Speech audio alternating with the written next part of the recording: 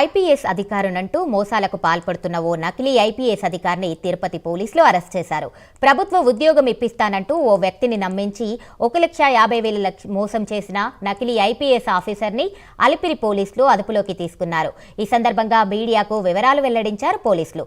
ఏలూరుకు చెందిన వెంకటేశ్వర్లు తిరుపతిలోని స్విమ్స్ ఆసుపత్రిలో ఫార్మసిస్టుగా పనిచేస్తూ ఖాళీ సమయంలో ర్యాపిడో డ్రైవర్గా పనిచేస్తున్నాడు. ఈ క్రమంలోనే సురేష్ కుమార్ తాను ఐపీఎస్ ఆఫీసర్నని ఢిల్లీలో ఎన్ఐఏ పనిచేస్తున్నానంటూ వెంకటేశ్వర్లతో పరిచయం పెంచుకున్నాడు.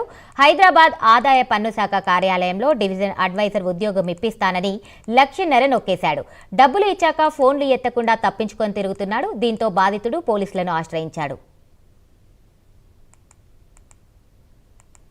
ఇతర సోషల్ మీడియాలో అతని ప్రొఫైల్గా ఉపయోగించుకుంటూ నేను సూర్య ఐపీఎస్ ఎన్ఐఏ ఢిల్లీలో పనిచేస్తున్నాను, రీసెంట్గా హైదరాబాద్కి ట్రాన్స్ఫర్ అయ్యాను, పోస్టింగ్ వెయిటింగ్లో ఉన్నాను, తిరుపతిలో మా పిన్ని వాళ్ళ ఇంటికి వచ్చానని చెప్పి నమ్మబలికి రిటైర్డ్ అయిన గవర్నమెంట్ ఎంప్లాయీస్కి న్యూ రిక్రూట్మెంట్స్ లేవు కాబట్టి రీప్లేస్మెంట్ కింద నిన్ను గవర్నమెంట్ జాబ్ ఇప్పిస్తాను, నాకు దానికి కొంత అమౌంట్ కావాలని చెప్పి మొదట 20,000తో స్టార్ట్ చేసి అప్ టు 1,50,000 వరకు తీసుకోవడం జరుగుతుంది.